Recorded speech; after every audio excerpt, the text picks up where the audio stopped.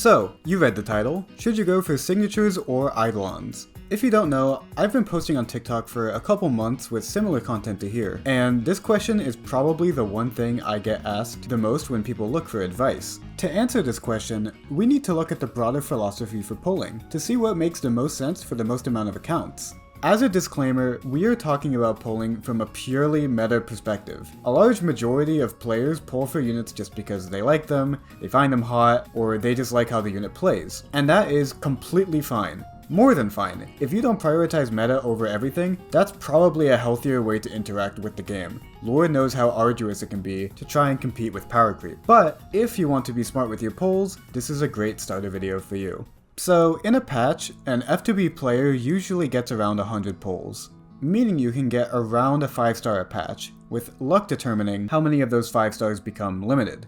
In my opinion, the best way to poll for an account is to focus on two things. 1. Investing into premium supports that are universal enough to use everywhere, and 2. Investing into universal carries that can brute force content. When I say investing, I'm talking about giving them either E1, S1, or even E2 in some specific cases. For the average account that's been playing for a while, it's smartest to save your polls for patches at a time to spend on what is essentially a permanent upgrade for your account, rather than pulling for a bunch of 5 stars that will one day be replaced. This doesn't need to be in one go, by the way. So for example, if you want E1 Ron May, but you don't have enough to get past E0, don't spend and instead just wait for a rerun, as while you wait there might be something new that is even better for your account.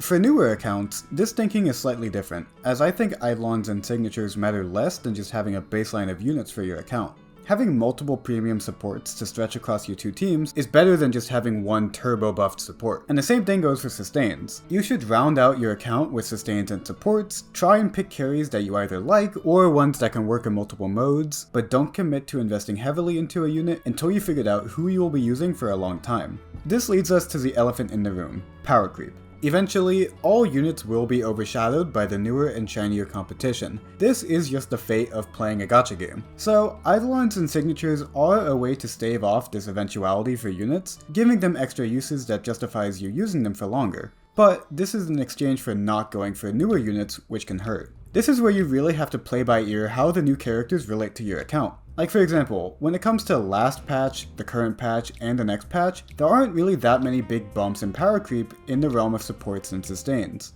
But back when we had Ron May and Sparkle almost back to back, that's when it probably was a good idea to invest in newer units instead. For sustains in particular, maybe besides LaRocha who just has not aged well, I think once you have two good ones, getting a third is really not worth it. So investing in something like E1 Fushuan or S1 Aventurine is a pretty smart idea if you're going to be using them for a really long time. For supports, the Harmony trio we have right now are all incredibly strong, with Sparkle being the best for hyper carries, Robin being the best for the growing follow-up meta, and Ranmei being the general universal option. Again, having 2 or 3 of them on your account is a good bet, but once you have 2, going for their E1s or S1s could be a smart option, if you want to try your luck at the next limited Harmony unit not blowing that incremental improvement out of the water. Supports for a given team are at their most influential when compared to their lesser competition. Any further investments are incremental improvements that don't compare to getting necessary parts for a team.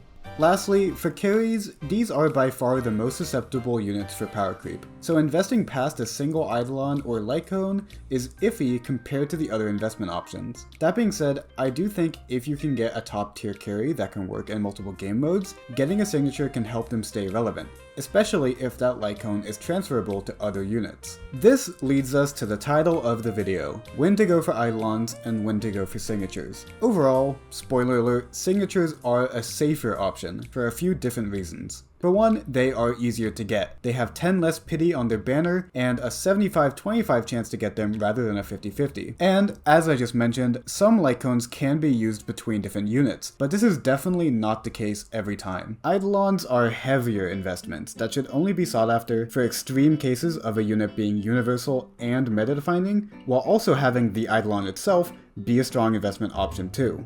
For example, while E1 Ranmei and E1 Robin offer higher damage, their Lycones are more realistic upgrades that offer their own utility, so it's up to you to decide if the risk of going for an Eidolon is worth the loss of utility and additional Jades. For most units, their light cone is all you need from them, if their light cone is even that much worth going for in the first place. Whereas E1s are additional investments for particularly used or favorite units. I'd also say that for most of the time, a carry's light cone is all you need to make them stand out damage-wise. Rarely is an E1 that much more recommended in comparison for them. As another disclaimer, I do not want this video to be used as a spending guide. This is only a guide for smartly saving. The real goal with my content is to make endgame content more feasible without spending. And in this, signatures and Eidolons in general are rarely needed. Please, please, please do not feel pressure to spend in this game. I cannot emphasize this enough. Only spend for fun and never spend for meta.